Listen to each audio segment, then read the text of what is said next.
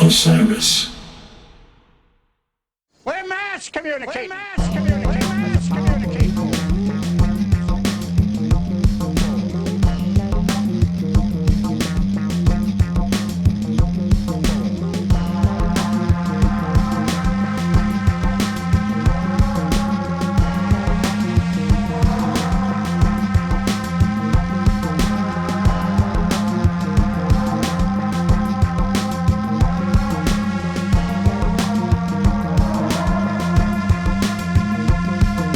Welcome back to Touchdowns All Day. This is your host, Max DAWSON. Ladies and gentlemen, we've been threatening to do this for a while. It is finally here, the first Touchdowns All Day listener feedback episode. 424-666-SIYD. It's the number to call. You can also get us on Instagram, at Barber Shreds, at FY Maxwell. Same thing on X. You can hit us on Facebook, Discord. There are so many ways to get in touch with us. And we have been telling you for so long that we want to hear from you. And to prove it, we are going to let you have the floor in this episode. I sat down with Barber and Magner right after we recorded our Why We Dance Tour Leg 1 Jams of the Tour episode, and we answered your questions. Before we get to them, please make sure you are heading over to discobiscuits.com/shows for the latest announcements about everything that the Biscuits have going on in 2024.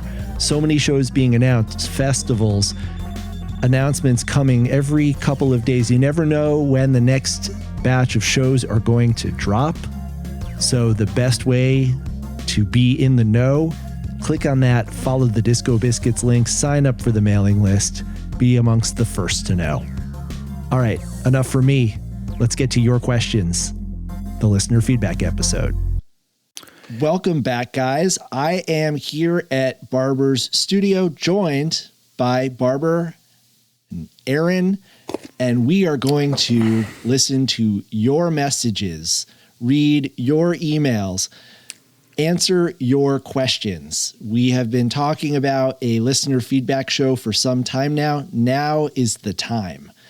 We always say mass communicating at the beginning of every episode of Touchdowns All Day, and I've said this in the past. It is a conversation, not a monologue. We love hearing from you. So if you want to reach out, 424-666-SIYD. That's 7493. You can also hit us on Instagram, on Facebook. You can get us on X. There are so many different ways to reach us. Please keep the questions coming, the comments, the feedback, and we'll get around to these listener feedback episodes every now and then. But first things first, I'm going to drop a voicemail. This is from Mikey. I do have a serious problem on the home front. I have two young kids, toddlers, and they pretty much exclusively want to listen to the Biscuits. Maybe we'll mix in a little bit rappy, but my wife is the daughter of a music teacher, and she's very distraught over this, a little bit worried. And then on top of that, the kids refer to the Biscuits as, they want to listen to Uncle Barber. And so I'm worried that I have possibly confused my 3, almost 4-year-old into thinking that Barber is his uncle. Has wanted to go to a show, which isn't going to happen, but maybe, I don't know, maybe the Boston sound check or something like that. Try to find a way to get him in there. You guys are crushing it. Keep it up. Max, love what you're doing with the podcast. Barber, love what the Biscuits are doing. Keep it up, guys. See you in a couple of shows this tour. Rock on. Okay, so Mikey doesn't so much ask a question as make a statement. Some of these calls will be that, but I've got a question based on Mikey's call. And that is, how young is too young to come to a Biscuits show? Now, Mark Brownstein has weighed in on this recently with regards to Fish. He said, and I paraphrase, I didn't bring my oldest child to a Fish show until he was 18, and I'm in the Disco Biscuits. What do you guys think? John River comes to Biscuits shows all the time. The Magner boys I've seen at many a Biscuits show. But what is the appropriate move here when your kids are starting to listen to the Biscuits? They've got they're 3 years old. They've got a little flat brim. They want to go on tour. They're curious about the balloons. What do you guys as parents do? Your kids are older than mine. You should probably handle this one. Listen, man, it's a really amazing circus that like we've surrounded ourselves with, and it's really fun to like expose kids to the amazing environment that we get to frequent. You know, it's just magical. Some of these festivals that I've brought my kids to, it hasn't been that many. My wife and I have said since we had kids that our kids will never know what Camp Bisco is. You know, we didn't want like I want to go to the water park. Like, so like we just don't even tell our kids what it is. But yeah, I mean, I think that they should be exposed to the awesomeness that is Bisco, you know? Yeah. 100%. And the songs are very kid friendly. Also, you know, River goes to shows all the time, loves it. You know, Bear Baruch was at a show. He's younger than River. It seems like if you can kind of navigate, you know, some of the, you know, keep yourself in like an area where everybody's kind of knows that your kid is with you and help you control and monitor your child during the show. You know, I put River on Joey's shoulders for the whole set. You know, you need a Joey. If you have a Joey, then your River can go to the show. Joey is our resident daycare center. If you do have kids, he is very well vetted and will love to put them on his shoulders. Yeah. Yeah. Amazing. So not just songwriting collaborator with John and Aaron and all around Biscuits coach, but also available for your childcare needs. Reach out to Joey Friedman. A real Renaissance man. Yeah. A real Mr. Mom. He's on Instagram. You just send him. Also, by the way, when your kid's at the show, it changes your show experience. If it doesn't change your show experience, then that's cool, but it probably will. So you potentially should, you know, weigh that. You know, you don't want to bring your kid. Like we leave River home with a babysitter all the time on tour because I like having him on tour. But once like 4 o'clock comes around, I mean, he goes home, maybe 5 o'clock, he goes home to the babysitter for the night. Maybe the VIP set is where the kids come out. Kill it. I mean, what if we had like a dedicated set, you know, in that VIP slot, right? Yeah. You know, comes like, here's a half-hour mini biscuit show. I do like the idea of a family-friendly afternoon set. You know, think about, you know, first of all, one of the other songwriting collaborators, that, as we've discovered in recent episodes of the podcast, is in fact a 4-year-old. You know, there are songs that are child friendly. We've got Dino Baby. Kids get music. There's no question. Definitely. Well, guys, a question that gets asked so often is, well, Courtney, I'll let Courtney ask it. I was wondering if there was any plans for a reprint of the classical set vinyl for the 10-year anniversary. The people need it. All right. Thank you, guys. Have a great rest of your day. Now, are you guys aware that the classical set goes for ungodly amounts of money? I've heard Discogs? 1,000. I've heard 1,000. I haven't heard any other number. It's low. Worth every penny. Should be 10 grand. Do you guys like have a box of them that you're hoarding for speculative prices for when it's time for the kids to go to college or anything like that? Or do I'm we glad need to... that you brought this up. No, unfortunately, is the answer, but yes is the answer for you. You asked me just like last month or 2 months ago, you were like, hey, how do I get a copy of the classical set? Right, because I don't have one and I don't want to pay $1,500. I found one for you. Yay. In my basement. Really? So there is one more, and it is, sealed and down there. And wow. Now I just need to remember where I found it the first time, like a month ago. But I have it for you, man. There's probably a box and next to that. And you can sell it for an ungodly amount of money. Well, I'm not against that idea. I just want to think about it more. I would like to have my own copy. I listened to it the other day and was pretty blown away at considering we threw it into a show in the middle of a tour and how hard those songs are to just kind of recreate when you don't do classical music for a living. Yeah, and listening to that on vinyl, it is just like... It's so, yeah. It makes sense, right? Yeah. Aside from like, yeah, vinyl sounds better, right? It just like makes sense putting that on record on. Yeah, it's a good one. Yeah, I dig it too. Well, we've got the Revolution in Motion double LP coming out March 29th on the 180 gram special colored vinyl. Oh, it looks beautiful. I saw those mock-ups. I think that's the next collector's item. I think that if you were on the sidelines and didn't get your copy of the classical set, you want to get the Revolution in Motion vinyl. Of course. I mean, if you listen to vinyl, you have to get the Revolution in Motion vinyl, right? Because what other albums are coming out on vinyl? It's the only new album. Yeah. There's no other new albums being released this year on vinyl. I looked on the chart. It's true. Record Store Day isn't a thing because we're releasing Revolution in Motion. So everybody was like, cool, you guys Did you listen to it? Isn't there a pressing that you listened to? There is a test pressing, How'd that go? which I have not listened to yet. I came home from Florida and I saw that they were there.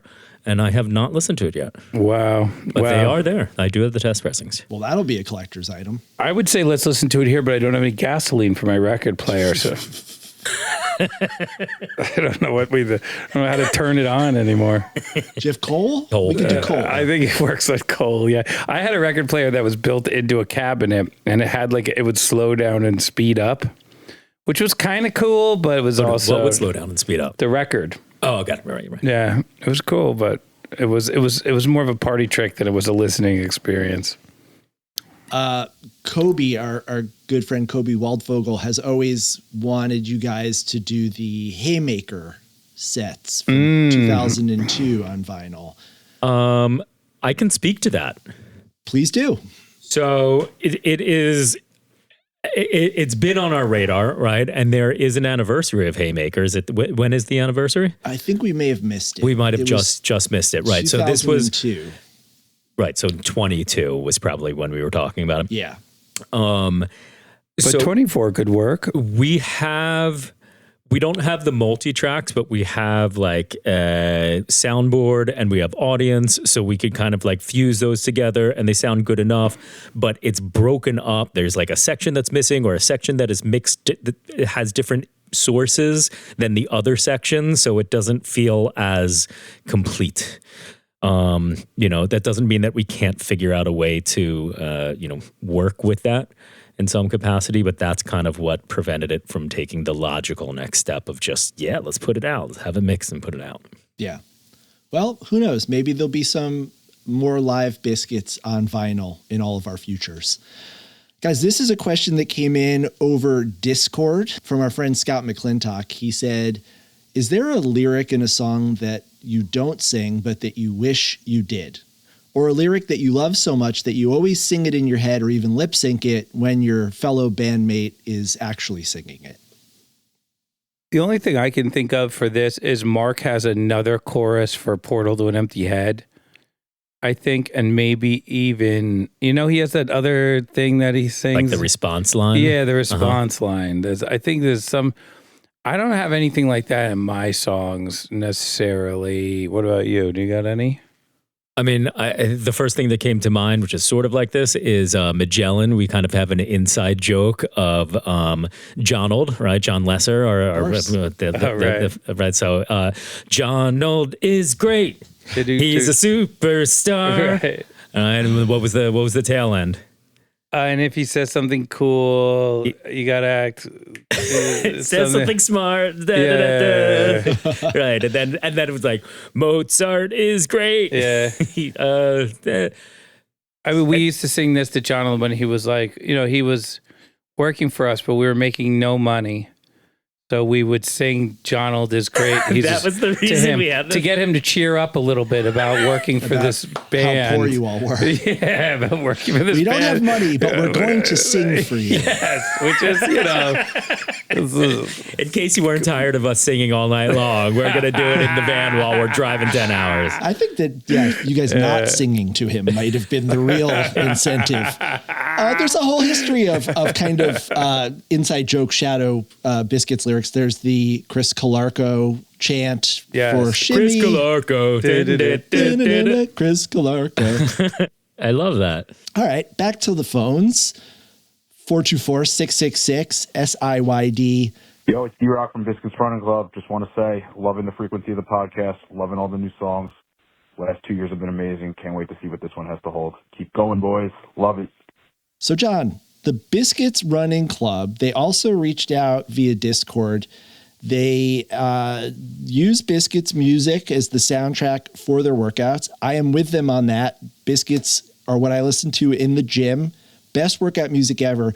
John, you mentioned on our last episode that you switched up your workout routine on the Peloton from Peloton and Zelda to Peloton and Biscuits jams. What's it like listening to the Biscuits? What's it like listening to yourself while you're doing your workouts? I like it. The one problem with playing Zelda and being on the Peloton is it's a lot of like low energy biking because you're busy playing a video game and you kind of like got to pedal slow and like try and, you know, you're in a battle with someone with a sword and a whip or something like that, right?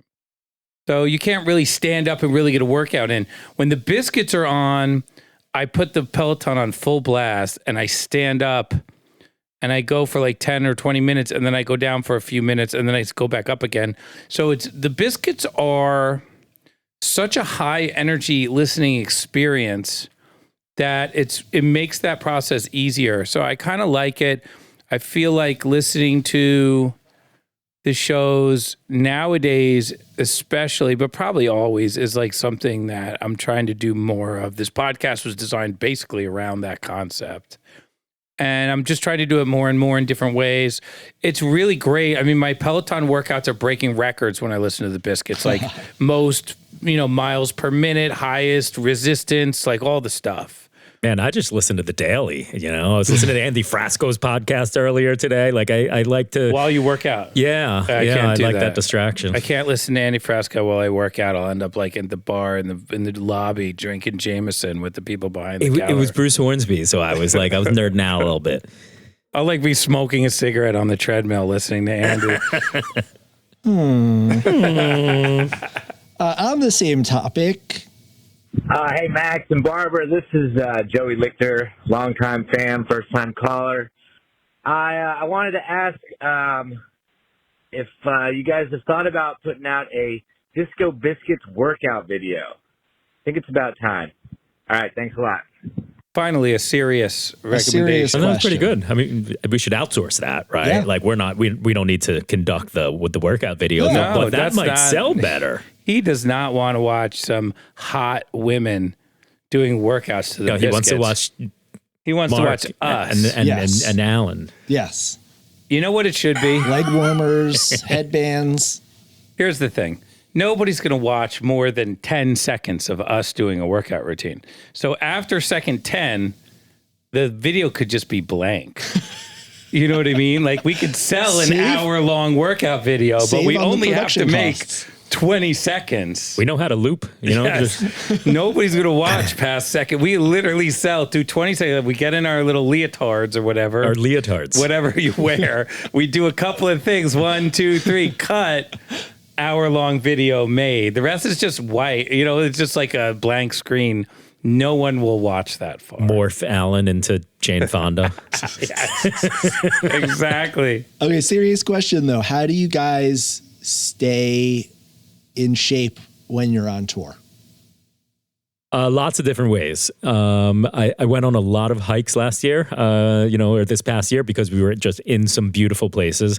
And I think that it's just about making sure that you move your body every day in some capacity, and it could even be something stupid, jumping up and down in your hotel room or, doing some push-ups and sit-ups, whatever, just something.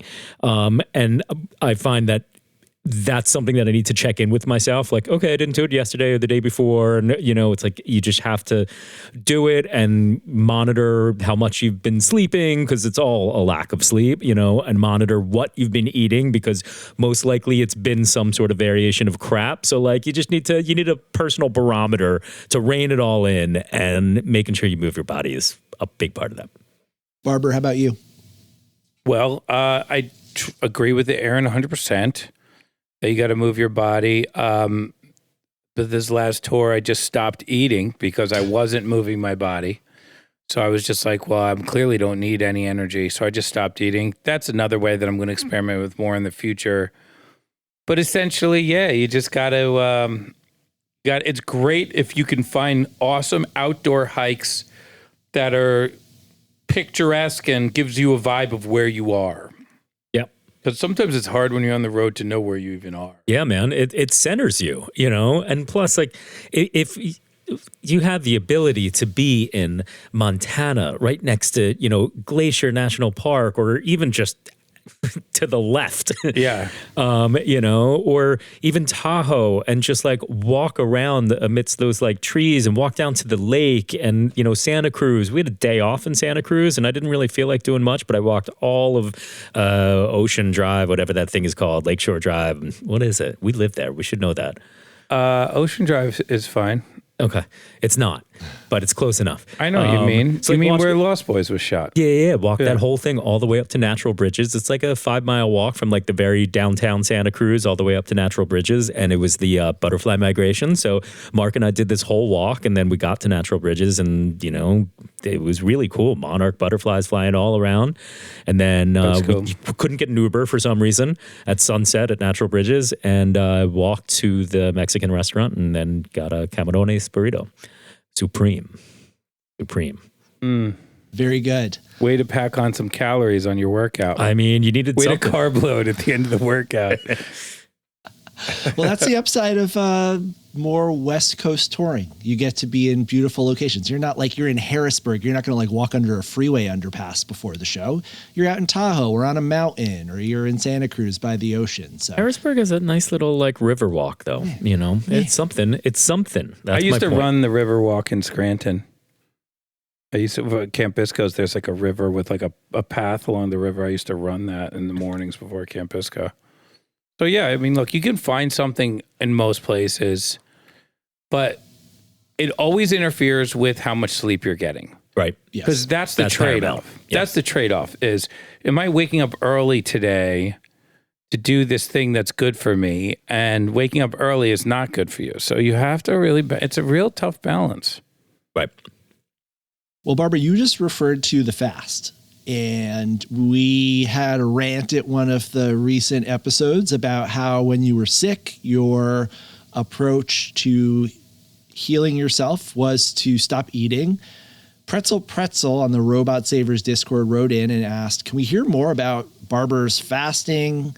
Also, I'd be curious to know about his vitamins and his stack of supplements. This is fascinating shit. Can you talk a little bit about your approach? I am an expert faster. I've read books on the subject, so I don't necessarily think this is a do what I say, follow me down this pathway moment. Fasting is very, very carefully done when I do it. I know what I'm doing. I know how to get in and out of it. I've read the Bible of fasting multiple times. What is that?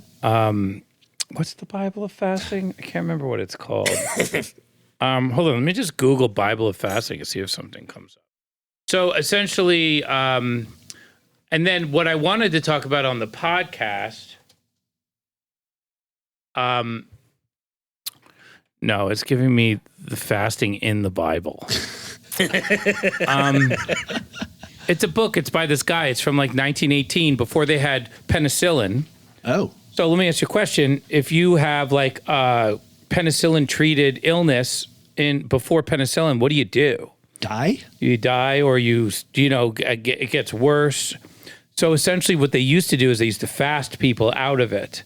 So this guy used to run these huge, I think they were called sanitariums, but it's basically like a fasting hospital. And he used to fast this thousands and thousands of people.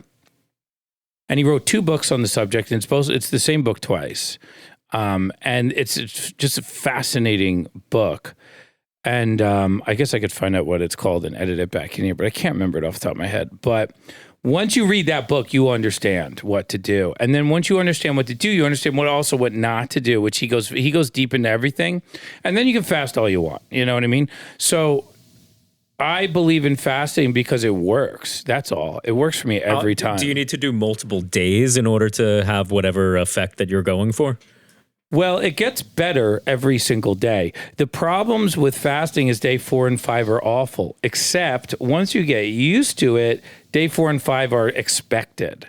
It's kind of like putting on ski boots. Like, it's a terrible, awful experience, but if you ski every day, you don't worry about you just put your ski boots on. You don't worry about how tight is all the like struggle, you know? And when I fast day 4 and 5, I don't worry about the struggle. When I'm hungry on day 2, I don't think to myself, oh, I'm so hungry. I'm like, okay, this is just what it is. I have a question for you. So how long on tour were you fasting for? 4 days. Okay. In those 4 days, you seemed very level-headed. Yes. Even in a arguably better mood. Agreed. Yes. How? I mean, Because I don't eat for like 3 hours and I turn into a fucking monster. Well, okay, so I'm doing this thing that I want to talk about on the podcast. It's this guy, Brian Johnson, is all over YouTube, and he's got this like eating like to make you younger thing that he's doing. It's one of those. And he let me into, I signed up for his cohort of his test, right? And I was like, there's no way I'm going to get let into this thing. And then I get an email, you are accepted. And I'm like, okay, now I kind of have to go through with it. And then it was like right when we're leaving for tour. And I'm like, how am I supposed to do this on tour? But I was like, all right, I mean, I signed up for this thing. I'm going to do it. And so I signed up, I joined the Discord and all the different things. And now I'm in this Brian Johnson blueprint thing that I should talk about with the fans because it's interesting to me. I've done every diet. I mean, people have watched me over the years. 2018, I'm skinny. Go to the Camp Bisco videos. I am as skinny as I've ever been. 2014, people think I'm having a cheesesteak for breakfast, lunch, and dinner. So I go up and down a lot in weight. And it's because I'm doing all these different kind of diets. I've done all of them. I've done everything from the most vegan to the most meat. Isn't that the yo-yo thing that like most diets warn you about? You know, of just like going up and down with the newest diet fad? Yeah, they're all unsustainable. There's not a single diet that's sustainable in the America that we live in. Okay. The only diet that would be sustainable is if you move to the Mediterranean and just eat the food that's there. And that food is good for you because the breads don't have a bunch of sugar pumped in them and the oils are very high quality. And things like olives and a little bit of red wine are actually good for you. So I can elaborate on all the different diets and the pluses and minuses of them because I've researched them all and I've been in all of them. And I'm going along with this Brian Johnson diet because I find his approach very interesting because he goes through the tests and find out what's working.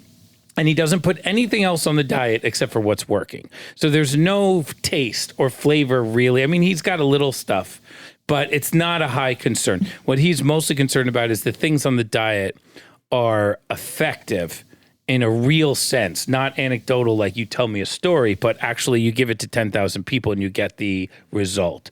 So what are some of the components of the Brian Johnson diet? Olive oil is a big one. I joined the Brian Johnson diet, and then to do so, you have to get your blood work done. So on tour, so they send you this package. Of course, shows up the day after I leave Johnson for tour. has your DNA. Probably We can somewhere. clone you. He's probably Brian Johnson's cloning you. We're gonna have lots of There's gonna barbers. be so many jam bands tomorrow. So of course I sign up for his thing, and of course he's like, "Great, welcome aboard," and then sends me all the stuff. And of course the stuff shows up the day after I leave for tour. Oh, no. So now I'm on the road and I'm sick, and I'm like, and we're in LA, and I find out that the blood draw place is also in LA. So, and they have one appointment at 7 a.m. And this is the day of the Fonda show. So the day before the Fonda show at Baba G, I decide I'm just going to start fasting. I'm just going to take, it's like 5 o'clock and I'm like, I'm just going to take this appointment at 7 a.m. and I'm just going to do the thing. I'm just going to wake up and deal. You know what I mean? Okay. Like, why do I want to wake up at 7 a.m. for this Brian Johnson guy? And I'm like, well, I'm just going to deal. I told him I'm just going to do it. Right. And so you had a promise to Brian Johnson. You were going to keep it. Tour why or not? I mean, how hard is it to wake up? Right. So I basically stop eating at 6 o'clock. Do my Baba G show, go back to the hotel. Now I'm sick, so I'm feeding myself ramen and oranges, and it isn't working. You know, I took a Z-Pack. It's not working. I'm still sick. So in the back of my mind, I'm like, well, you know, maybe this is the right time to fast because I've been sick for 6 days, and I have this crazy airport bug that won't go away. It's probably COVID, and I can't get myself right. And, you know, when you try a Z-Pack and that doesn't work, right? That's what I was going to say. Yeah. You know, like I never have a Z-Pack, but on this occasion, I was like, I have to take a Z-Pack or maybe I lose the whole tour. You know what I mean? Like I'm in the middle of tour, right. I can't sing. Right. I got to do a Z-Pack because what if this gets worse, right? So the Z-Pack didn't work. The oranges don't work, and they were delicious California oranges. They should have worked. You could taste the vitamin C. They should have worked. And so I'm like, okay, I might as well just fast and do this blood work. And then the next morning, it's 7 a.m. It's raining. I'm at the blood work thing, and I'm like, I feel great suddenly. I have not. You just didn't eat for 12 hours? I did not eat for 12 hours, and I feel so much better, which is probably the oranges from 3 days ago kicking in. But I convinced myself that it was the fast. And so I actually ate a little bit of food after that because I wasn't planning on fasting, and I immediately felt bad. But we're not even in fast territory right now. This is literally breakfast time. Yeah, you just breakfast. hadn't eaten breakfast. All I was doing was doing my blood work fast. That's it. And then I ate a little bit of like a standard normal breakfast, which was just some like whatever was on the bus, like a granola bar. And I immediately felt bad again. And I was like, oh man, I guess I have to fast or I'm going to feel bad. And so I just decided to fast for a day or two. And then I stayed on the fast all the way to Colorado. I didn't know. I stayed through Gem and Jam, and the mangoes at Gem and Jam were great. I was pissed I couldn't eat them. But I was feeling good. I was on the fast. I went all the way to Colorado. And then I was skiing one of the mornings in Colorado, and I hadn't eaten for a bunch of days. And when you ski, you there's a lot of altitude. There's a lot of blood pressure things. What about the energy that you need to ski? You can do that without nutrients? Yes. I mean, look at me. I have blubber on my body. Like I could ski for a week on just my stomach blubber. You know what I mean? Like there's protein in there. There's everything you need is in there. I feel like that's more like hibernation blubber than skiing blubber. You're probably right. But so I decided I was skiing with these guys who I didn't want to faint in front of. So I decided to break the fast and eat before I skied. So because I didn't want to faint with people while skiing on the off chance that you're right, which you could be. And I didn't know. So I ate and I got off the fast. Also, you know, I was ever since I started, I just wanted to eat some food. I was in the mood, right? But that couple day period, Fonda, San Diego, Gem and Jam, the day after, all that stuff, I was fasted for all those days. And I was fasted basically through the Baba G thing too. So, and you thought I was fine. I played great. You were a pleasure all tour. So that monster, that huge 27-minute long. Hadn't eaten 3 days, yeah. I mean, just that's the secret. I mean, I remember no food for you him. not sleeping in college because your thing was that sleep was addictive, and that was just me being like inquisitive about what the hell's going on in my brain. But he's like a real life Kramer. Yeah, but I mean, look, here's the thing about fasting. You are a fasting creature. You just don't know it because the fridge exists. Sure. How old is a fridge? 100 years old? Yeah. So literally everyone in the history of the world fasted every single year. Ice boxes date back to 1813. Okay, 1812. What was he fasting when he wrote the 1812 overture? Yeah. Probably, right? Every single so you know how to do this. So civilization was just hungry before we had. What do you think prosciutto is? It's like, how do we get this ham to last us a few months longer? I know I'm going to be hungry in a week. Cover it in salt. Right. It won't go bad. Yeah. That's all it is. And so the whole it's already bad. Okay, we'll ferment it. Yeah. So if you understand exactly. So if you understand what the rules are, you can do this because your body already knows how to do it. It's been doing it for hundreds of thousands. Okay, what about supplements? Do you do any supplements? Well, yeah, I take a whole assortment of stuff. I mean, there's a whole pile of things. The whole Brian Johnson thing is he's going to give me his supplements, and I'm going to take his supplements, and I'm not going to take mine. But everything I do is based around doctors and blood work. Brian Johnson doesn't like anybody else's supplements, just his. Yeah, he doesn't. Except for like if you have something like lithium, you know. Give me your blood. Stay on and the only lithium. Eat this. Yeah. He does do the blood thing with his kid, right? I'm preparing River for that. What I'm like, blood? He has a blood boy? He takes the blood out of the young? His son is his blood boy. For real? Stop it, really? I mean, he said it on YouTube. I didn't watch him do it, but he said it on YouTube like it was a thing of pride. He's the blood boy. Holy God. Oh, my God. I mean, honestly, if you're I trust Brian Johnson. I mean, these tech guys are crazy. They have so much money, and they can't help anybody but themselves. So they got to do all this crazy stuff. But this guy's actually he's a biohacker in tech. Is that the deal? All the tech guys are biohackers. biohackers because they've been given so much money by American capitalism that none of them want to die because they have more money than they could spend in their entire Right, so this lifetime. is the whole like age reversal thing that everybody's trying to do, right? Yeah. They all want to. They all want to live 100,000. They already have nothing to do, and they want to live for another 80 million years. Right. I thought you were talking about the lead singer from AC/DC the entire time. So. I mean, seriously, that guy's probably doing okay, too. I mean, the other route for longevity is an extraordinary amount of British lager and heroin, I think. You know, Keith Richards is still going strong. I thought you were going to say stem cell. Oh, well, that too. I've done stem cells in my shoulder. Yes. Yeah, but it were my stem cells. So Sure. you have stem cells in your body. A rule of thumb is that every decade you're alive, like a baby is like all stem cells, right? So the blood has a very high percentage of stem cells in it. And the way they measure it is like billions of stem cells per like milliliter of blood. Just so, I mean, how many cells are in a milliliter of blood? There's hundreds of billions, right? So how many of those are stem cells in the baby? It's very high. Every decade you're alive, it goes down by a factor of 10. So if you were to think about it, like, let's say you have a barn and that barn is blue and you have, let's say, a oil tanker filled with white paint and a gun to shoot the paint at the house. If you have a giant barn that's blue and you have an oil tanker filled with white, let's say you have 100 oil tankers, right? You could cover that blue barn with white paint, no problem. So when you get like a cut in your arm or your skin or something, stem cells get coated onto it like paint on a blue barn. And every decade that you're alive, your amount of paint goes down by 1/10. So you have 1/10 the amount of stem cells in your blood every decade that you get 10 years older. So when you're 30, you might have 1 billion stem cells per liter or milliliter, whatever it is. When you're 40, you only have 100 million.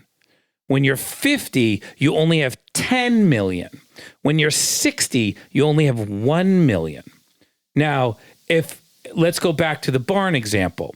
If you have 100 oil tankers filled with paint and a blue barn, and you need to paint it white, you can obviously do it with 100 oil tankers. But what about when you have 10 oil tankers? Okay, you can probably do it still. What about when you have 1 oil tanker? Well, now you're running out of paint maybe before you get to the end of the barn. What if you have 1/10 of an oil tanker? Now you can't even do more than one side of the barn. So this is why when you're older, you can't heal. Because there isn't enough paint to cover the barn blue anymore. So when you cut your tendon or your muscle or you break something, your body doesn't have enough stem cells to put on it to then fix what the injury is. Right. Even the tiniest scratch now takes a while for it to heal. Yeah, because your body's like, it's like, I need more stem cells. Let me get some out of your foot. Let me get some out of your knee. Let me get some just to fix a cut in your hand. Right. So that's what aging kind of is in some medical circles consider that to be aging. Do you have enough stem cells to fix something? So that's what the root thought of the blood boy thing is. There's other details to it, but that's the basic thought. There was a service that was provided when we had our kids that would like harvest the stem cells and store them in if you ever need to come back to them for whatever develops like later in life. And we looked into it. It was definitely like an amazing concept of modern science. And there was something about it that just felt off, and it wasn't an ethical thing. It was like there probably like a price factor, but like I think it was the way that they were like trying to sell it, like the FOMO is real, right? Like this is the only time you can do it and you don't know what's around the corner and anything could happen. But if you had these, you're going to want them then, you know? Well, I looked into that when River was born because in the back of my mind, I was like, okay, I want those stem cells. I want all of them. You want Rivers? Yeah, because I tore my shoulder, my guitar shoulder, and I had them pull the stem cells out of my blood and then shoot them into my shoulder. And then a month later, I was like, oh my God, my shoulder works. And before then, I couldn't lift my hand over my shoulder. After a month later, I was like, oh my God, my shoulder works fine. And that is basically what the stem cell treatment is when you're in LA and you go to the stem cell doctor. Now, if you go to Panama, it's different. It's somebody else's stem cells or something like that. It's like another thing. I've never done that. But River stem cells are probably pretty identical to mine, from a cellular, like genetic point of view. So why can't I take his stem cells and shoot them into my shoulder and fix my shoulder? And they said that I wasn't allowed to do that. And then when I went down the questionnaire of what am I allowed to use, like what am I allowed to use his stem cells for? The answer was no to everything, including River using them on himself. Oh. So the reason that once you start asking questions on that philosophy is there's nothing that's useless. They're just paying for them to store it. I don't even think they store it. I think they literally take your $5,000 and then they just close the door on your account. Yeah, there was something very scammy about it. I don't think there's like a bank of other people's stem cells anywhere. There's not a freezer with everybody's stem cells in it. It's literally they probably sell them to a black market, for sure. Which they do anyways, right? So all that stuff gets sold probably to Panama in the black market. And you're not allowed to use your kid's stem cells for anything that might benefit you or your kid or your wife or anything. Because I don't know why, but that seems to be what's going on. So John, what's next in this Brian Johnson longevity program for you? Well, I ordered the stuff. It comes in the next couple of days, and then I start taking it. I stop taking my normal stuff, which is like omega-3s. I take red yeast rice for cholesterol. I take vitamins. I take, I don't know, I could run you through the list. It's a very small list. It's pretty basic. I don't go too crazy. I believe that if you get on the Peloton, on the bike, or some kind of workout every day, the most compelling evidence in the world is sleep good and work out at least 20 minutes on like a low heart rate, which is like 120 BPM, let's call it, and then 5 or 10 minutes at a high heart rate, which is like 135, 140, depending on your age. It's all online. You can find it. I don't even look at it that closely. I just get on the bike and pedal and then sit and play video games when I slow pedal. And that is a combination of the two. It might not be exact science, but I don't have to like look things up and calculate things. I'm just playing video games on the bike. That's all I'm doing. That's Sleep my well, version of move your body, masturbate. Yeah, and don't well, that's a whole nother thing we could get into. But well, it's the removal of the monkey brain from your conscious thought pattern. Yes. Which for me is actually, my monkey brain is so annoying. It's the worst. And it's all the time. I look for opportunities to remove monkey brain thoughts. Yeah. And, meditation is a lot of work. It takes a lot of time. Not doing something is the easiest thing that you can do, frankly. Meditation, you got to sit down. You got to find a quiet spot. You got to hope that nobody walks in and thinks you're a weirdo. There's all these things that make meditating hard, especially on the road. I mean, there's nothing worse than meditating at like a crappy hotel, right? Like sitting on some plasticky sheets being like, oh, yeah, in this room of corkboard furniture and bad carpets and weird smelling ugly towels and a TV that has 4 channels that when you switch between the channels, it goes black for 42 seconds. Have you ever noticed that? It takes so long. Why does it take so long to browse channels in a hotel? I know. It's an awful experience. It's like click. And then it's like, okay, getting the new channel up, loading the new. It's like, what is this? It's buffering. It's all streaming. It's awful. It's awful. So yeah, that's what I don't know where we are in the question, but yeah, we could go for days on this subject, frankly. I mean, this is what the people want. I'm going to shift gears to a musical question. I found this to be an interesting premise, and if I recall correctly, it might be something that you and Joey already have in the works. Hey, Max. Love that you guys have a hotline. Hey, I'm here listening to my first episode of Touchdowns All Day, episode 55 on Revolution in Motion, chapter 2. Really liked at the beginning what you did, kind of comparing, the Bellevue Wrecking Crew and honoring kind of, the ballads of the past, heroizing the villain, if you will. My question would be, thoughts from the band on kind of going going country, right? A little space cowboy. I know we've got the space opera going on, and everyone's excited for that, but lots more to come from the Biscuits, and even Beyonce's going country. So your comparison made me think back to the Highwaymen, some of the famous country artists of the day: Waylon Jennings, Willie Nelson, Johnny Cash, Chris Christopherson. All great artists. Some of them great songwriters too. I thought that'd be really cool for the Biscuits to think about doing a little space cowboy action going country. Welcome any thoughts. Take care and appreciate all what you're doing. Looking forward to seeing the band in Silver Spring.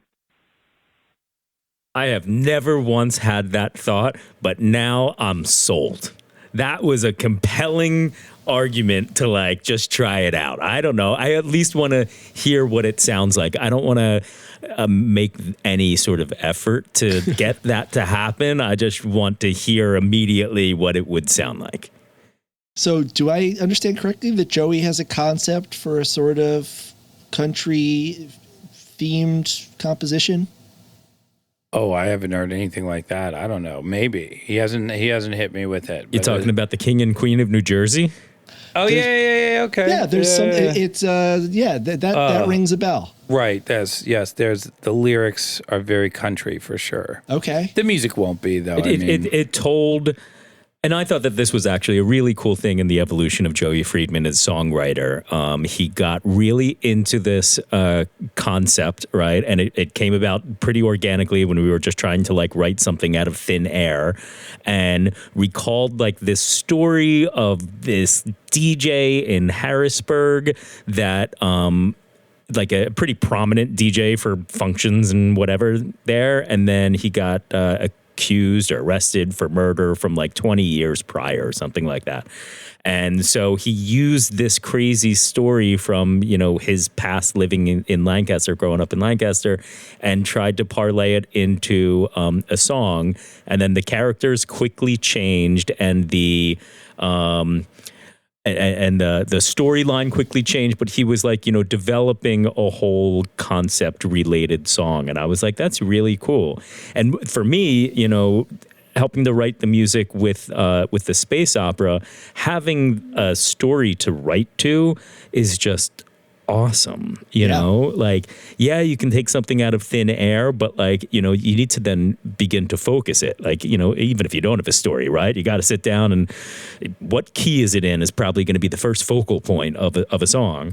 And so it's just I don't know. It was cool to watch that develop as a songwriter, and I don't think we've done anything with that. He went through a couple iterations of this New Jersey couple. So every stanza would end with because you're the king and the queen of New Jersey.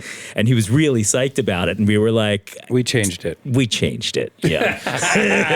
Well, I think what happened was I came up with a way to do it, and he came up with a different way to do it. We changed those lyrics and got better lyrics as always. And then we just didn't agree on whose way was better, my way or his way. And we haven't had that hangout where usually his way is better in this kind of situation, or at least I'm more curious to see how his way ends up as opposed to mine. Yeah. So it's very possible that we'll end up doing it his way, but we haven't gotten a chance to sit down and just go through the two ways, and that's what's next, I think. But that was in Tahoe. We talked about that, and that was of day one of 15 shows in 18 days. So I'm not surprised we didn't get around to it. Right. I remember Joey bringing me aside in Tahoe and playing for me a dictaphone thing that he was really excited about the next verse of this King and Queen of New Jersey. And then tour happened, Yeah. But we were just on a roll at that point, right? Because previous to that, we had no recollection. Yes. And then there's, I think the King and Queen New Jersey is that one that we have percolating that we never really pushed through. I was going to try and pump it out. But we were good. We were what if we just squeeze this into the set? But where were we going to do that? It just never happened. So we'll get it next month. Apart from this song, any thoughts about the caller's idea of kind of leaning more in the country direction. As he said, Beyonce's doing it. You've been on her bus. Has he heard? Has he heard country sound one? Oh, Bake a cake. A show. I mean, the list that person just listed off are. Yeah, the greats. I grew up listening to those guys. I think that we could make sets out of that stuff. We could do a country show or something. That's always how artists like reinvent themselves, right? Put on Like a cowboy Ray hat. Charles does country, you know. Bon Jovi, the Eagles, all have had #1 albums in the last few years, long after their pop careers have kind of been in the past with going country. Maybe that's for you guys, the next step. I mean, look, the Biscuits, all four of us are really jazz guys at heart. Yes. And to get us to play techno music has been hard enough to get people to not jazz and play techno. Yes. And now we're talking about getting people to not jazz and play country. And it's like More twang, boys. Yeah. More twang. it's not going to be a quick It's experience. unts twang. But I think we could do like a Biscuit version of maybe classic. You know, like, I mean, we could probably just do Waylon Jennings and maybe one Eddie Rabbit song and do like a classic country thing. And it could be really cool. I could see that being really great. Well, you know, I saw Daniel Donato recently, and in the middle of a very country themed set, Cosmically so. he did a Biscuits jam.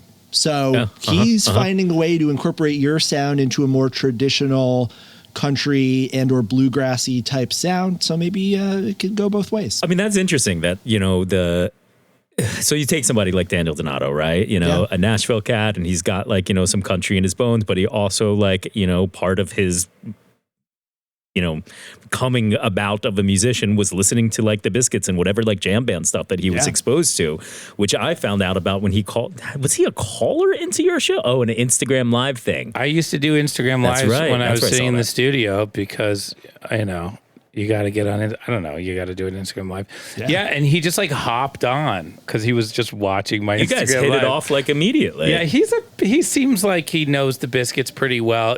Musically, I've listened to his stuff, and he seems to know a lot of the like stuff that he seems to have figured out some stuff that we've done over the years and integrated into his sound. We had a good conversation, so I'm sure he knows what he's doing. I think that the idea of doing, you know, a Disco Biscuit Daniel Donato show would be fun. Yeah. Or just He's a mixing it good up. guy, man. I played with him for a weekend with Billy and the kids in Oh, you August. did? Yeah, Nice. he's salt of the earth. There you know, go. he's a good kid. He's a good player. He's got like a great attitude, and he was like a new friend after those couple of days for sure. Cool. Yeah, that's great. Amazing. All right, guys, this is a question I think, Aaron, very appropriate for you. Hey guys, this is Amanda Carson from California. Just wanted to call and say that I love the revival of the podcast. All sorts of new energy, new hype. Great job. Also love the incorporation of all the samples. Really cool add-in. A little idea or suggestion. Maybe you've already thought of it, but I thought it'd be cool if you added in samples that appeal to the local population. For example, like when you play in Boston, you could do More Than a Feeling. In Kentucky, you could do My Old Kentucky Home. Or in Texas, you could do like Deep in the Heart of Texas. Just kind of mix it in randomly somewhere in the show.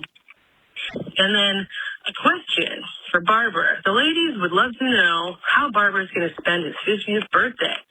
Day off on tour. Is he going to stay back in Buffalo or head to Louisville a day early? I'm planning to hit Louisville a day early personally. Also, that's how you pronounce it, by the way. It is Louisville. That is right. Both of my parents are from Louisville. They actually have a condo there, which I'll be raging up before the show with some friends. So, hey, if you come over, we could do Faeder-style raging or family-friendly. Totally your choice. Anyway, can't wait to see what's next for you guys. I'm sure you'll continue to crush it, and I'll be there watching. Take care, guys. Sorry if you don't. Thanks, Amanda. So who wants to go first? Aaron, why don't you go first with a response to Amanda's suggestion about these local themed samples? So Thank you. I think that is a great idea. I think that we have kind of been leaning into that as well, right? Like in Tennessee, in caves, at Caves in Tennessee a couple of years ago, we had Tennessee, that's right. We've done some like Atlanta rappers in Atlanta. The California sample in California, that's pretty much the same thing as the Deep in the Heart of Texas sample. What was her Boston suggestion? More Than a Feeling. More Than a Feeling. Oh, that's a good one. That's actually a really good idea. So we're playing in Boston on St. Patrick's Day. Oh, my God. I think it's St. Patrick's Day. Maybe I had thought in a dream. All guitar players, myself included, all know how to play More Than a Feeling on guitar. It is a requirement. You cannot try a guitar out in a guitar store without playing More Than a Feeling for at least a split second. Great song, man. I'd play it. Yeah. We could do that song and just do the whole thing. I mean, it would fit very well within the sound, I think. I think people in Boston would be like, oh my God, not this song again. But we would have fun. Oh, that song rocks. Let's do most of that album. You're on the 16th in Boston, the day before. Is that St. Patrick's Day? The day before. The day before. Okay. I wrote down an idea about like doing a Dropkick Murphy song because we're at like House of Blues and like that's their territory. Totally. I thought that would be a nice like tip of the hat, but I don't really know much about the Dropkick Murphys other than House of Blues Boston and St. Patrick's Day. I don't even know if that's accurate. All I know is that House of Blues and St. Patrick's Day and Dropkick Murphys go together for some reason, but I don't know why. Right. I don't know why. I don't know why either. I don't even know why Dropkick and Murphy go together. I don't even Guinness. Know. Is that a Guinness thing? I don't know. It made me say the word. They must love Guinness. Does they have their own can of Guinness or something? Turns out they're all Jewish guys from Long Island. They have nothing to do with Boston. They're not even Irish. 23andMe again. Exactly. Strikes again. They were actually the inspiration for the Biscuits doing the thing that we did at Citizens Bank Park during the pandemic. Oh. So right. There earlier in the pandemic, they did pretty much exactly that. I don't know whether they were set up around second base. I think it was the outfield, actually. Yeah, but it was at like a minor league baseball field. No, it was at Fenway. That's what I'm saying. Took me a second. Sorry, Boston. Just kidding. But those are great suggestions. Who watches baseball anyways? And I mean, come on. Oh, do you know what we should do? Oh, be careful what you wish here with this idea. Ready? Yeah. Maybe we should keep a suggestion box open for sample suggestions, right? Where people can submit stuff. And like, honestly, I feel like even providing the file, but I don't know what the, because that's part of the battle for me is like getting the file, you know, purchasing it because that's what you do. We need you to bring your sampler on stage and press play. Right? I want you guys to do all the work for me, including figuring out what would be the ideal moment to trigger that sample. Yes. But you know what? The idea of the Gwen Stefani No Doubt sample, what was it, Hella Good, came from a fan who I feel like I need to thank. He DM'd he was like, I would love for you guys to cover this. It was just a cover. Great idea. And I thought it was a great idea, you know, in the first place. So I listened to it. I remember this clearly. It was 3 days before the Boulder Theater show, and it was like day off, and I'm like recovering, and I'm looking at my Instagram after laying in bed for 8 wonderful hours, so he makes a suggestion, and I look up the song immediately, and I listen to it. And I was like, "Oh my god, this is going to be great!" I go over to my keyboard to figure out, like, you know, how the song plays out, and then I realize it's in G, and I start playing Plan of Attack, and it worked so well, and that was the impetus for, I guess, what kind of became the whole tractor beam concept of like these mashups, right? Rather than just dropping a sample, like if we can figure out what harmonic similarities there are between what the sample is and an actual Biscuit song, and do these kind of like, you know, 2-song mashups. And so I got excited. I made that happen. And then I was like, okay, let's try another one, and thought about our 200 and whatever song catalog, and was like, what would be a good one? And then settled on Twisted because it has that downward progression, which is a common downward progression, right? So it ended up being the 25 or 6/4 sample. Yeah. I just like, for whatever reason, we put it in, that show is just like, this is fun, let's do it. And, it's pitched up like a fifth. So it's a little out of character of how you are familiar with that song, but it still kind of works. And it works beautifully over Twisted. Say again? I think it's better up a fifth. Yeah. You think it's better up a fifth. And there was a backup one too, Babe, I'm Gonna Leave You. Same descending chord progression, right? Would work great over Twisted. But once I put 25 or 6/4 in, I was like, I already found it. Let's move on. Yeah. And then I think there was like another example. And then you guys were playing a Brownie Baba G show. And I was like, I won't send it to you guys tonight. And then the next day I was like, what do you guys think? And it was like, oh my God, this is so fun. And then we played those 2 Boulder Theater shows without having to think about it, and that became the spark that was Tractor Beam.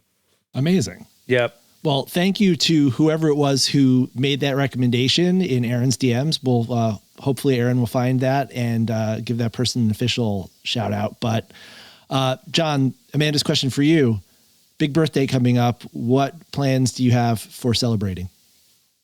Well, Lisa asked me what I was doing on my 50th too. And look, we have to get from Buffalo to Kentucky. I'm going to be in an airport on my birthday. It's okay. I think I can we make you wear like a birthday costume or something so that everybody is wishing you a happy birthday as you traverse the airport? I don't even need the happy birthdays. I think that I can have this big birthday blowout party that everyone wants me to have in a year or 2 years. Or I don't think it needs to be on a round number. I don't think it needs to be this year. I really don't. We had a huge party in Mexico, literally 4 months ago. River had 3 birthday parties last week. I'm good on parties, I think, for the meantime. I personally feel like we're in this kind of metamorphic place musically, and if I really want to have some fun and go on a vacation or something like that, it might disrupt what we're doing. So I'm not really. Amanda is this interesting person because when I did, when the band was kind of on hiatus and I was living in LA, I managed to find a world where there were no Biscuit fans.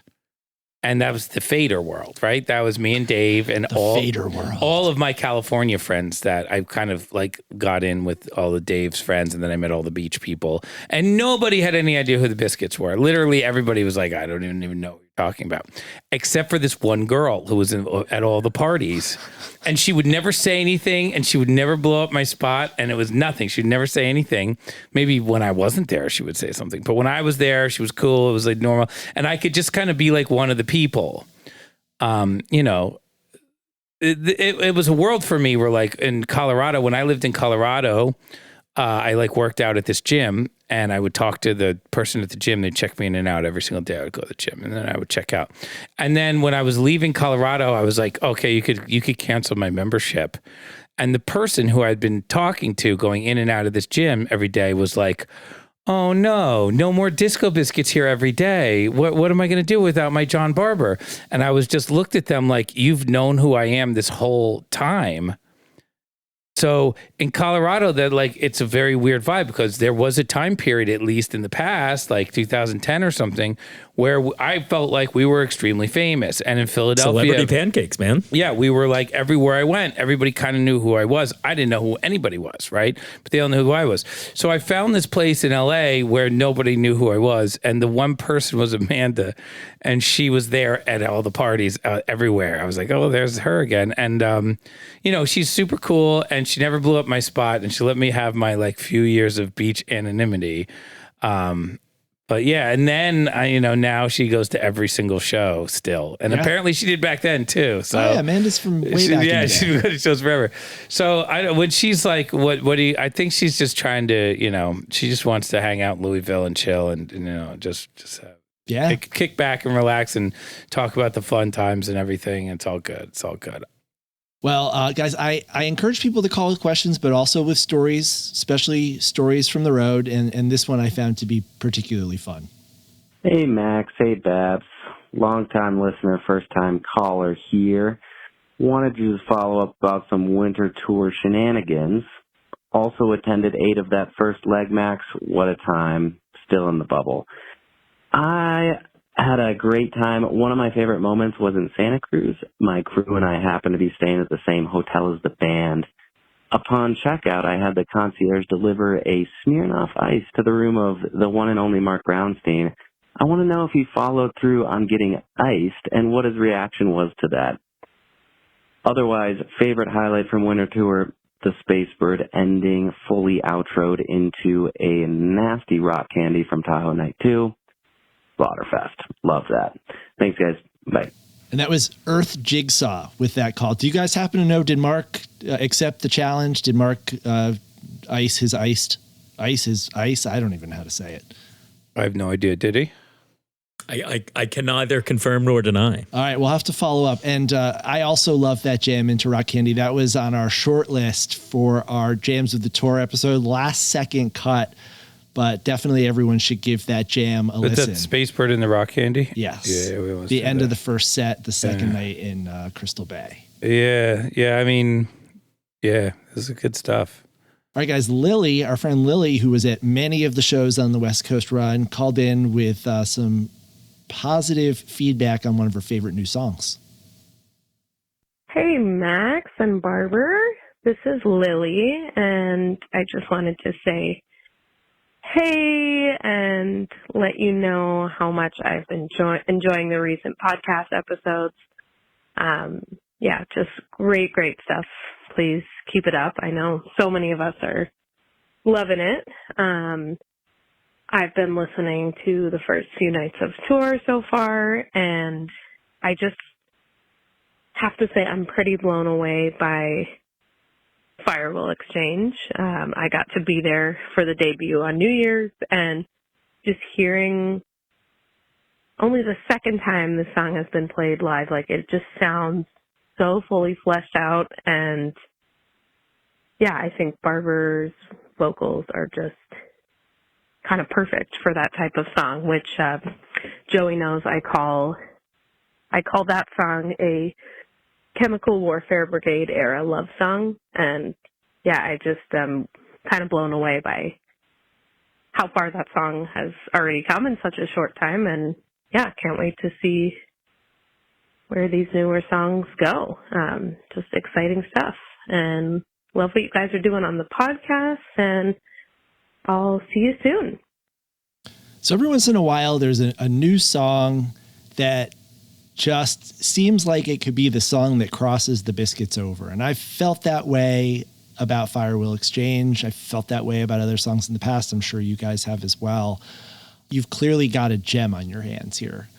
What do you do with it? Is there anything special or extra, some sort of push? Do you Biscuits recording in a different setting or context? Is it getting somebody else to guest on it? How do you get that song outside of the Biscuits jam band bubble? Beyonce would make this a great song. Oh my God, she would kill this Faeder song. World Exchange with the cowboy Kill hat it. on.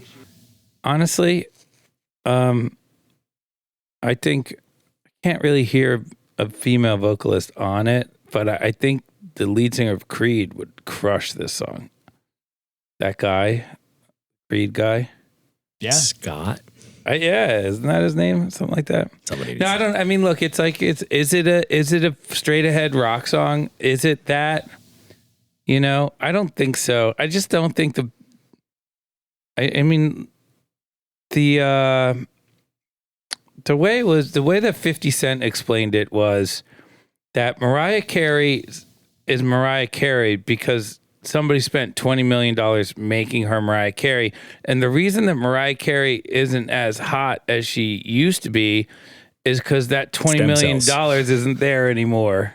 That's the way that 50 explained it. He's like, Mariah Carey's the same person. Yeah. But the $20 million of her earlier career that was behind marketing every album is not in the new Mariah Carey album. So she's not hot anymore because she can't pay everybody to say she's hot, which starts the thing. So I would assume that the Biscuits doing a song, there's always been that thing with the Biscuits where the Biscuits fit in this wedge of like Napster bands where the record labels had just gone broke when we showed up and the streaming thing hadn't happened yet. And the Biscuits are a very risky proposition for a record label because we're just beyond control. Like we just can't be controlled. Yes. We're not going to hit their genre moments. We're not going to sit in the record store where they want us to be, or our next album's going to sound totally different from our last album. So I don't know. I mean, I think we focus on making really great music and putting out the best versions of these songs that we can put out, and trying to like convince, the greater media landscape that our stuff is worth, their, distribution or whatever you would call it, is just like, it's kind of out of our control. And I just don't necessarily know if we have like a way to think about it or anything like that. Like, well, what is in does our it control? matter to us? Like, yeah. I mean, listen, it would really be nice at this point in our careers if we had a crossover hit, But crossover to what? Where does it go? Like, is it crossing over to your radio that no one listens to anymore? Like, right. Where does it go? Like, is it a viral TikTok moment? Like, Probably. what is it? A commercial? Like a Jaguar commercial or something? A Tesla commercial? Sell Firewall Exchange to Jaguar. Move over, Matthew McConaughey. Here comes Firewall Exchange. I mean, I guess so. I mean, I guess there's a point where like, okay, let's picture the commercial, right? Yeah. She's there. She's burning down this guy's house. He gets out of the house while it's on fire. Jaguar. Gets into his Jaguar. Drives away scot-free. Yeah. Clean getaway. Jaguar. I can see that. I can totally picture that. I think that sells a lot of Jaguars. Listen, to make this actionable, though, we can, number one, record it, which is definitely on the to-do list for 2024. And then we would probably put it out in some way, shape, or form, likely through the means that we have right now, which is, you put it out on all the providers and then it starts going out there. But it is up to, the fan base to really be the preachers of this band that they are so passionate about, that we have always been so passionate about, and to kind of carry that torch to the greater whatever. So those are the things that we can kind of, control. We can record it, we can put it out, and we can tell people to listen to it and tell other people. And the fans can go crazy over it and play it over and over and over again and share it with their friends and stuff. These are things that could actually happen. Yeah. And these are things that we should, be reminding people to be doing as we're putting out this album. We spent 2 years making this album and we're really proud of it. And it hasn't even come out yet, though we have been playing these songs. And we have more songs that we haven't even recorded yet that we're also playing that might even be better. But we have this album that's coming out, and tell your friends. This is how we're able to do what we do year in and year out, which is now becoming decade in and decade out, and I feel like I've got another decade in me, I mean, look, if Firewall Exchange somehow made a huge amount of money, then we would definitely have another decade. It would give us more impetus, for sure. It would definitely be cool. But apparently we have to date someone on the Chiefs. Oh, yeah. If we want the song to be popular, because there's no music business anymore. There's just the Chiefs. You have to date somebody on the Chiefs. Yeah, that's what you do. At the upper end of the business, there's no radio to release into anymore. You just basically date a professional athlete or a TV star, like Fran Drescher. Like somebody needs to date Fran Drescher. Listen, I'm not sure whether I would date Fran Drescher, but there's definitely people that I would date if it would be okay with my wife, number one, and number two, help the Disco Biscuits, which I think my wife would be good for. So I've always had a thing for Miley Cyrus. What about, like Roseanne Barr. Would you date Roseanne Barr? No, her political views would drive me fucking crazy. Just listening to that voice. What if it guaranteed the Biscuits reached the entire Fox News audience? Then yes. But yeah, I guess who's country music? You know who just got Roseanne Barr? You know who's single from Arrested Development? The band or the TV show? The TV show. There's a band called Arrested Development? Yeah, Tennessee. We were talking about it earlier. On another podcast? No. No, the woman from Arrested Development. She was the sister? No, the hot one. She was dating. She was married to Ellen. Joe Mangione. She was married to like the hottest guy in Hollywood. and they got divorced because 7 years. You got to get divorced in Hollywood. You can only stay married for 7 years in Hollywood. You're not talking about unless you're Arrested Tom Development. Hanks. You're talking about Modern Family. Modern Family. Yeah. The same show in my mind. Is it not the same show? No. I know there's 30 Rock and then there's all these other shows. The Colombian actress? Yes. That's who you're referring to? Oh, she was just in, I watched this whole. Yeah, Sophia Vergara. She's single. She's single now. She's single. She was just in the what is it called on Netflix where she plays like the Black Widow. Come on, it's not Esperanza. It's like the name of this notorious Miami coke dealer from the 80s. No? You've arrived at none of this is ringing a bell? Ladies and gentlemen, you've arrived at the portion of the podcast where three men in their late 40s try to remember the names of actors in television programs. Guys, I was in the TV Guide last week. It is weird, though, that she plays Peggy Bundy, right? That's weird. Is that not weird? They did it on purpose, right? Are we talking about the same woman? The Sophia Colombian Vergara. actress plays I don't know if Peg she's Bundy? Colombian. That is not true. Is she Colombian? No, Peg Bundy was played by the woman from Rock Lobster. Yeah, no, the woman from Rock Lobster. What the Rock Lobster? Oh my God. From the B-52s. Oh my God. Love Shack. Come on. All right, guys. Come on. Back to our earlier theme of children. Let's stay focused. Barber, this is Lori. My Super Lori. Can you come to my house and babysit me and a dance party with me and play with my toys and do a dance party at your rage with you and you can play the guitar. Amazing. We'll let Joey know that after he's taking care of the other kid, he can go over and have a dance party with Lori. Joey daycare, man. I mean, her and River would get along great. I mean, they would really hang. River says the same thing. Even the line about the toys, River will say, because I'm sure, that's just what kids are like. They're so great. All right, back to the music. Christina had a question about favorite periods in the band's history. Hey, Max. Christina Caldwell here. I've been asking a lot of people this, and I just want to know your all's opinion. What is your favorite era of shows to listen to? Everyone's been talking about 2007 and 08. I just want to hear what you guys think. 1974. Thanks. Doing what you do, y'all are crushing. The one drummer. Pre-hiatus, one drummer. Yeah, definitely. Yeah. Yeah, it's a great question. I mean, look, we're not really, we listen to the newest stuff. That's what we do. We listen to the newest versions of the song. We do go back and listen to jam moments, but the year on that jam moment does not matter to us. We listen to jam moments for the content of the jam specifically. And so, for instance, To Be Continued, that jam is from like 2001 or something. I don't even know. 2008.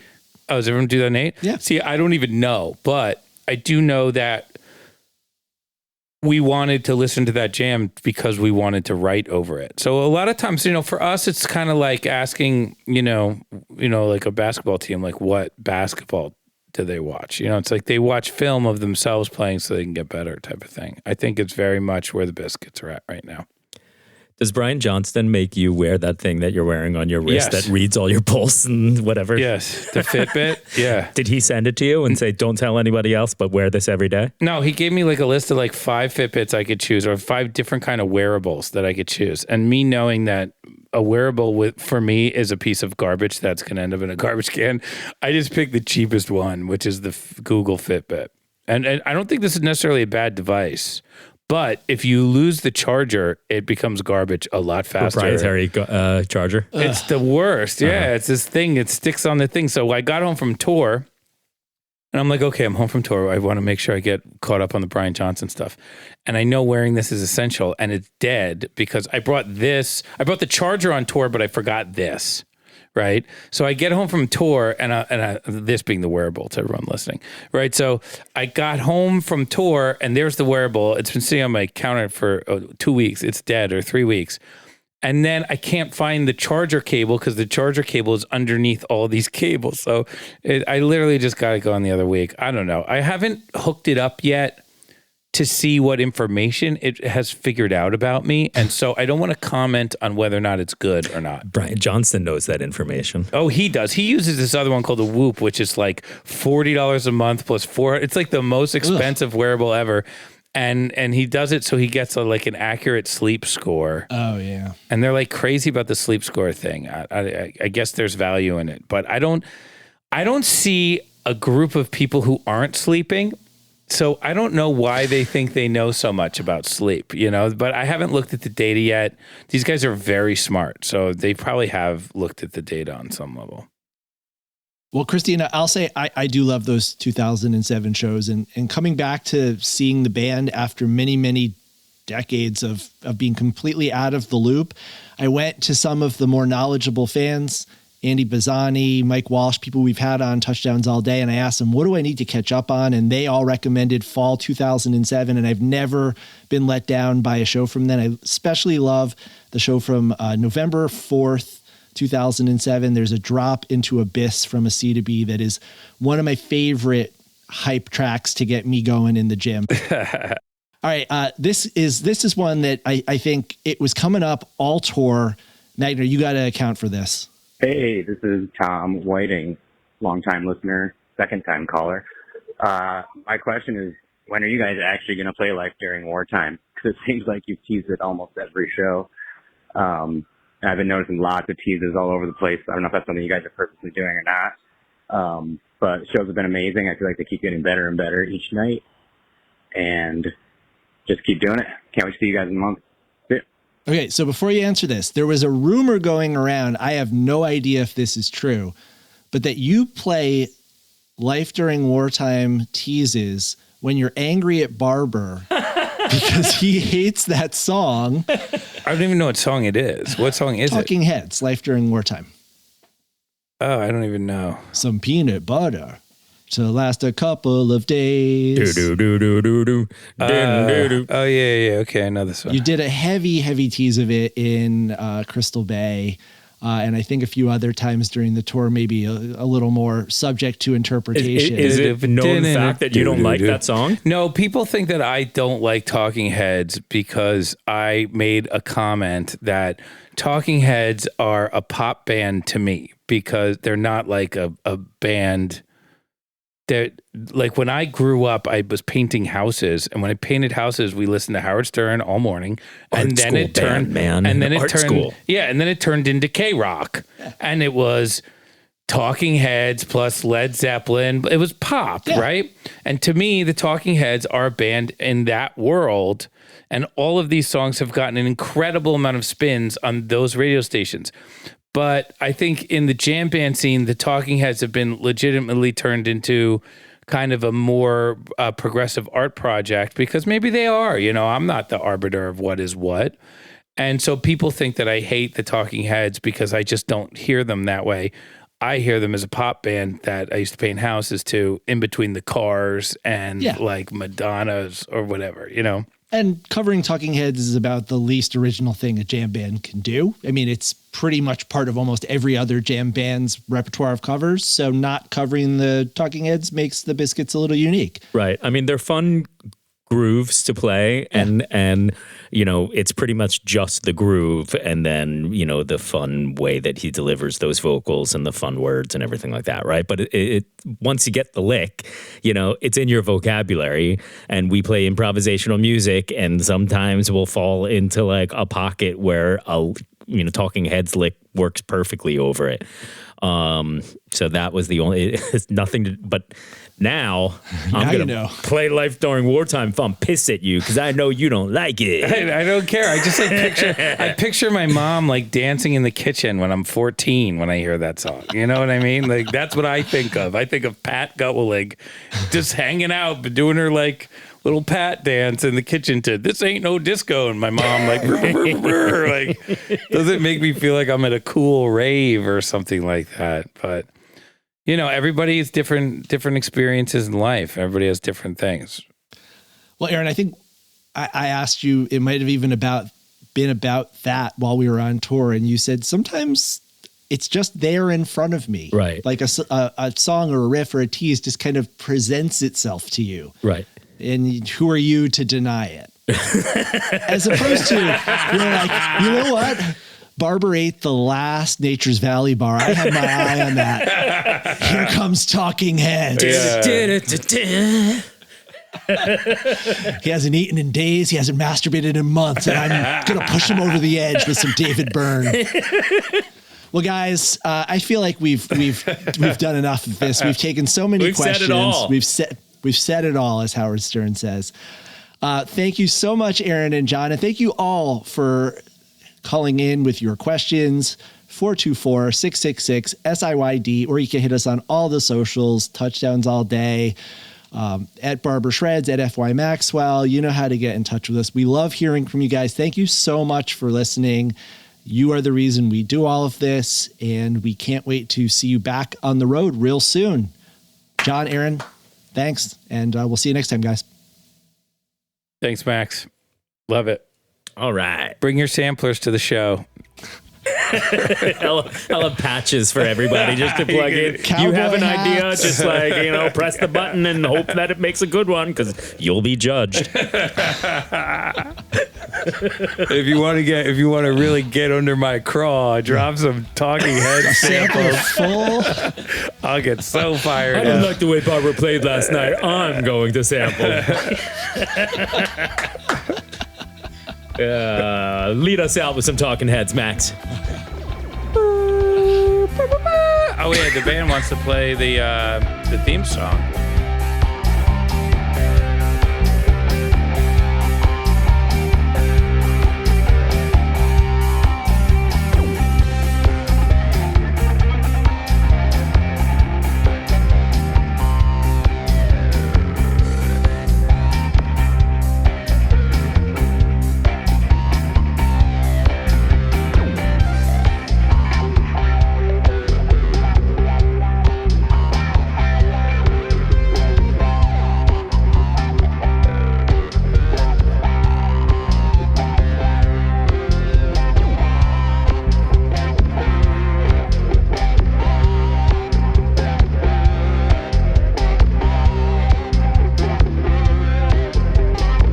Touchdowns All Day is an Osiris Media production. Rate and review us on iTunes, Spotify, or wherever you get your podcasts. And while you're at it, share an episode with a friend. We would love to grow the audience for this podcast and grow the audience for the Disco Biscuits, but we can't do it without your help. Check us out at touchdownsallday.com and use the hashtag touchdownsallday on all social platforms. You could reach John at Barber Shreds, and I'm at FY Maxwell on Instagram and X. You could also get us at TDAD Baby on X, or better yet, want to hear your voice on a future listener feedback episode? Call the Touchdowns All Day hotline, 424-666-SIYD. That's 424-666-7493. This episode was written, produced, and edited by me, Max Dawson. Thanks to Crunk Mike and Osiris Media for production support. Our photographer is the one and only Tara Gracer.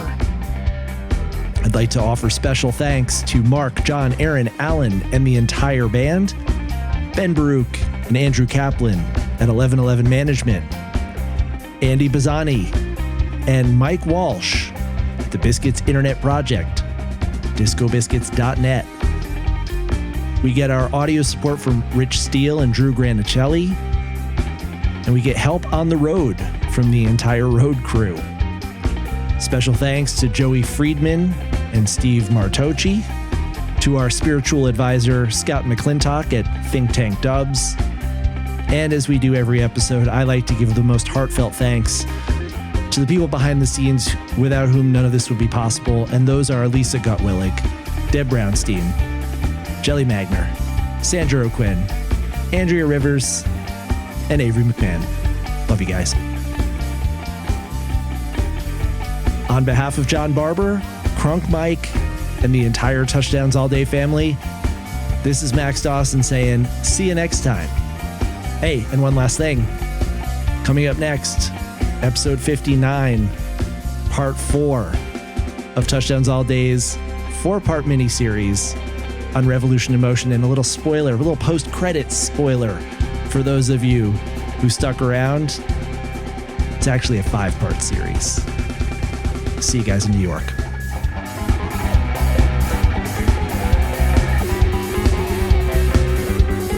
We're mass communicating. We're mass communicating. Mass communicating.